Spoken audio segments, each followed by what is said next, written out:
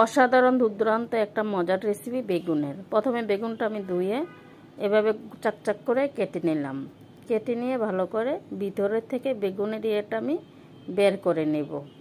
প্রথমে বের করে এটা এমনি ছোটো ছোটো করে কিউট কিউট করে একদম ছোটো ছোটো করে কাটতে হবে। আসসালামু আলাইকুম, হ্যালো এভরিওয়ান, আপনারা সবাই কেমন আছেন? এই বেগুন ভাজাটা দিয়ে যে ভাত খেতে এত মজা লাগে, আপনারা খেলে মুখে লেগে থাকবে। আসলে গরম ভাতের সাথে এরকম একটা বেগুনি ভাজা হইলে আর কিছুই লাগবে না মনে হচ্ছে। আপনারা খেয়ে দেখবেন। এই যে এভাবে আমি পেঁয়াজ কাঁচামরিচ একটু বেশি করে দিয়েছি যেন একটু জাল জাল হয়। 2টা ডিম দিয়েছি। ভালো করে এগুলো আমি ম্যারিনেট করে নেব। এগুলো ভালো করে কষলাই নেব। এখন আমি ম্যারিনেট করে নেব।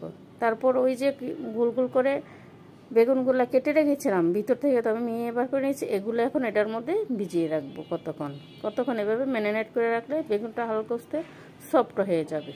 এই যে চুলার পাড় চলে আসলাম, তেল গরম করতে দিলাম। এই যে বেগুনগুলো দিয়ে আমি ভিতরে এখন ডিমের ইয়েগুলো যে করছিলাম পেঁয়াজ কাঁচামরিচ দিয়ে বেগুনের ভিতরের অংশটা এখন ভিতরে দিয়ে দিব। দিয়ে বাইরে এত মজা হয়েছে বেগুন ভাজাটা, আপনারা খেলেই মুখে লেগে থাকবে।